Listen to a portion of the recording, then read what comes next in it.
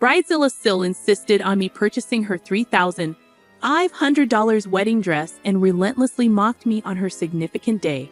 Seeking revenge, I, a 27-year-old woman, found myself serving as the maid of honor for my sister-in-law, Christina, aged 25. My marriage to her brother, Martin, aged 28, had reached its one-year mark, and while the rest of Martin's family had embraced me, Christina remained an exception. Despite my initial attempts at kindness, Christina's uptight and mean demeanor resembled the mean girls from my high school and college days.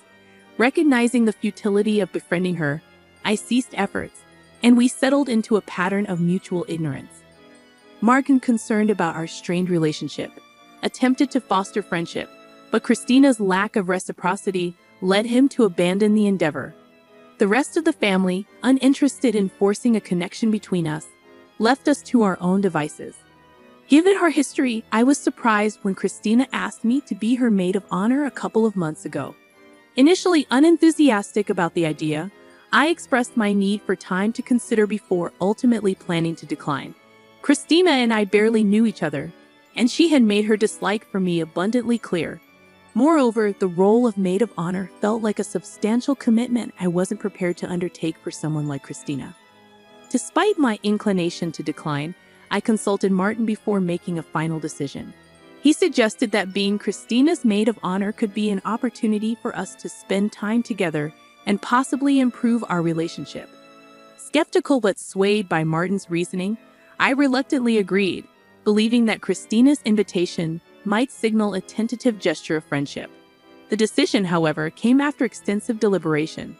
I took a chance and agreed to be her maid of honor, only to regret it within a few weeks. Initially, she displayed a surprisingly pleasant demeanor, a welcome departure from her usual cold and gloomy behavior towards me. We had a great time planning and going out for brunch together.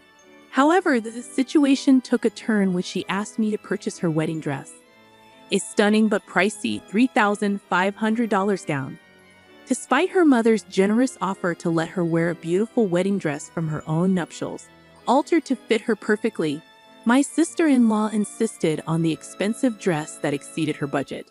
She explained that her current salary couldn't cover the cost, but she was determined to have that specific dress. Desperate, she appealed to me for financial assistance, knowing that my income surpassed hers. She couldn't turn to her parents or her fiancé, who both had valid reasons for not funding the extravagant purchase.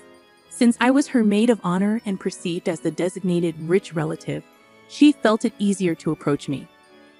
As an investment banker, my income indeed exceeded most of her family members, but the reality remained that we weren't blood relatives. Feeling cornered, I tried to offer excuses, but her insistence wore me down. Reluctantly, I agreed to buy the dress on the condition that she reimbursed me in full afterward. Thankfully, I had the entire conversation recorded in text messages, where she acknowledged her commitment to repay the full amount. Now, armed with this information, I could use it against her. I had purchased the dress, and she was ecstatic. Her kindness towards me surpassed even her treatment of the other bridesmaids, who were her close friends. It felt rewarding for a couple of months until the wedding day when she reverted to her old self in a particularly hurtful manner.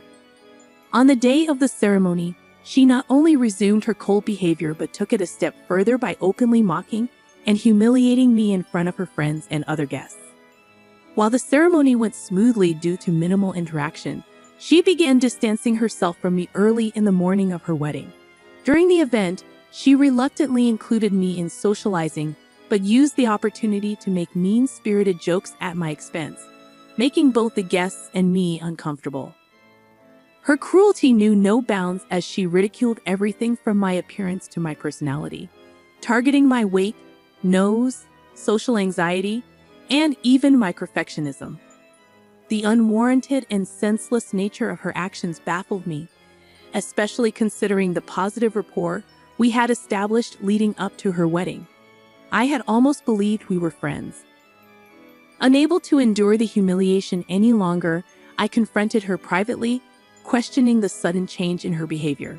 She dismissed my concerns, claiming I was being oversensitive and insisting that she wasn't making fun of me. It was merely her sense of humor. Frustrated, I expressed my discomfort with her so-called humor, but she brushed it off, suggesting that if I couldn't handle it, I shouldn't be friends with her. Left standing in shock at her callousness, I eventually lost my temper and did something perhaps ill-advised.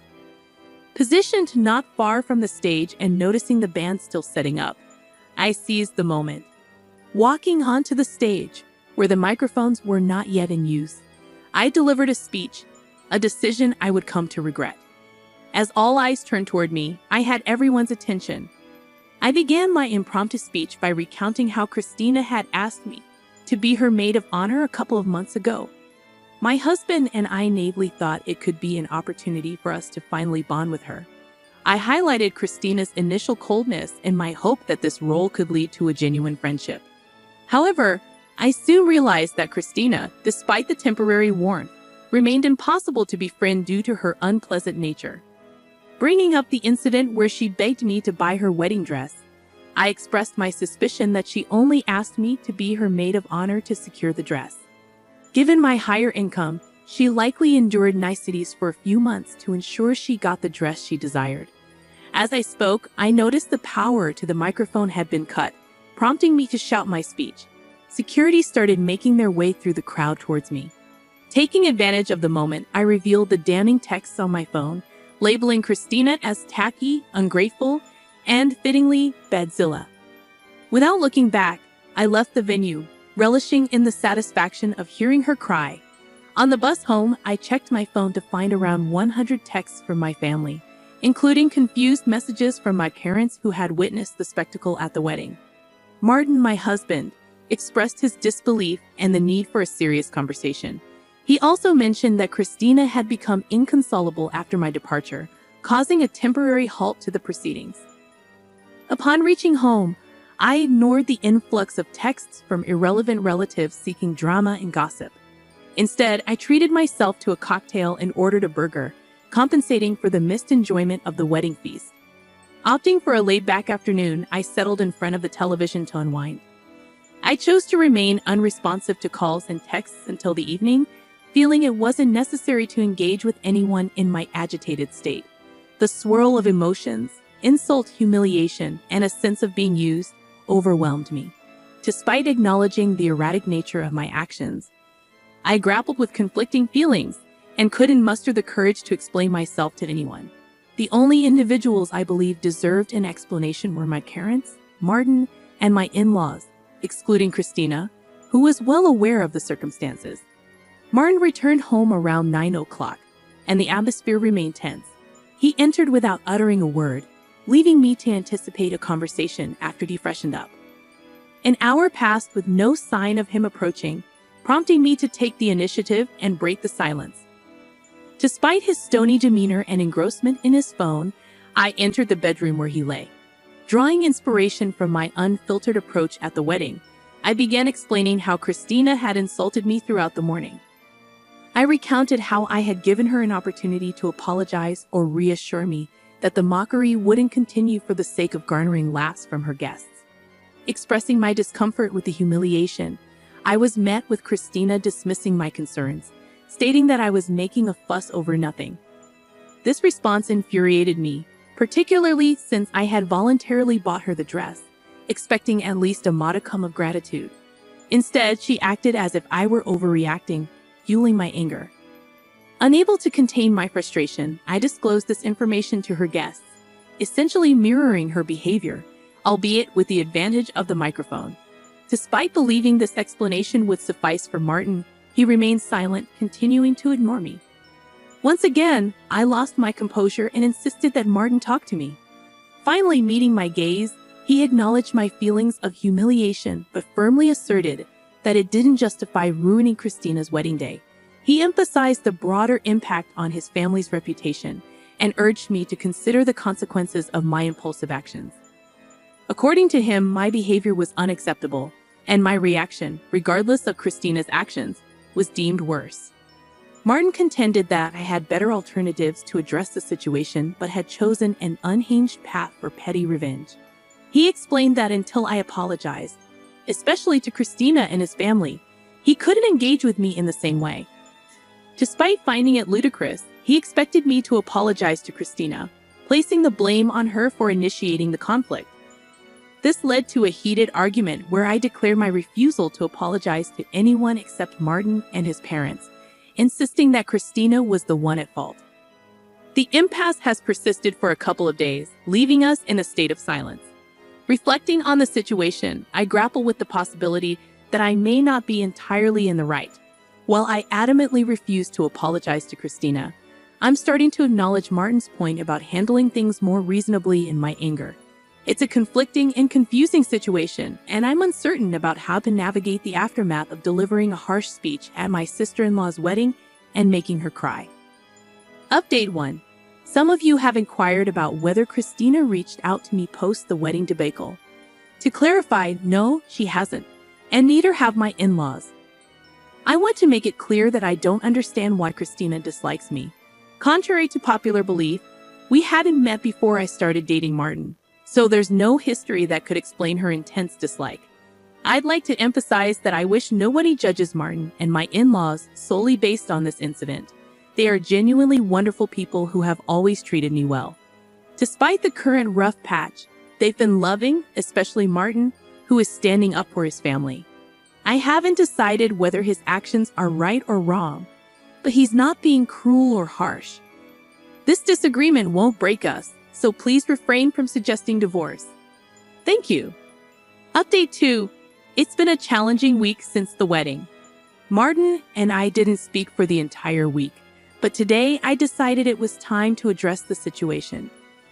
Acknowledging my mistake, I apologized to Martin during dinner for my behavior at the wedding, recognizing the significance of the family event I disrupted. I expressed my intention to talk to his parents and make amends, understanding they didn't deserve the fallout. However, I reiterated that I wouldn't apologize to Christina due to her unpleasant demeanor. Martin was silent for a moment but reassured me that I didn't need to apologize to her. He was just upset the other day. He acknowledged the unfairness in his previous stance, expressing it with a sense of exhaustion. Martin opened up about the challenging time he had faced, dealing with backlash from almost everyone in the family. Despite being the person he wanted to confide in, I wasn't available, making it a miserable week for him too. He shared that his parents were furious with me, cautioning against an immediate apology to them due to their current anger. He vented his frustration about uncles, aunts, and other relatives who, for no apparent reason, had been commenting on me derogatorily in the family group text. Martin revealed he had distanced himself from the group, but his parents continued to send those hurtful texts, emphasizing the family's negative sentiment towards me. Surprisingly, he'd advised me against apologizing to Christina, recognizing that her actions had provoked my response. Despite my willingness to apologize to the family, he asserted that I owed no one an apology. According to Martin, these people were selfish, and the incident had revealed their self-centered nature. He disclosed his futile attempts to reason with his parents and family members, asserting Christina's role in instigating the situation. However, they refused to listen, dismissing my perspective and labeling me a psycho. Martin knew that any apology from me would only lead to further humiliation, and he was determined not to let that happen. While still maintaining that my actions were not okay, he stood by the belief that Christina was not as innocent as portrayed. He'd advised against apologizing to anyone, emphasizing that I shouldn't apologize to his parents even for the sake of my conscience. I decided it would be more effective to address the situation when they were more receptive and open to it. If I approached them now, it would likely be futile. In a way, it turned out well for both of us. While not perfect or ideal, at least I was able to relieve my conscience with Martin. Ultimately, what matters most to me is my husband's opinion of me. Everyone else can go to hell. Update 3. Hey everyone! I know many of you have been seeking an update, but honestly, not much has changed since the last one. After Martin and I reconciled, I stopped worrying about his family's opinion of me. Martin received a promotion at work, so we decided to take a vacation to de-stress. Regarding my own parents, I explained the situation, and they were okay with it. They're just happy that Martin and I are getting along. Christina and her parents haven't reached out, and I believe it's for the best. My in-laws chose their daughter's side, and I respect their personal choice without holding it against them. Update 4. It's been a month since my last update, and today, I received a refund from Christina. It was surprising because I had almost forgotten about her and the wedding debacle. She texted me revealing the real reason behind her dislike. It turned out to be as trivial as I expected. Her friend had a crush on Martin, and when he introduced me to the family, her friend got heartbroken. Christina blamed me for it. I don't see how any of this is my fault, but Christina needed a reason to dislike me, and she picked that. Now that I know the reason, which seems quite silly, I'd rather not have known it all.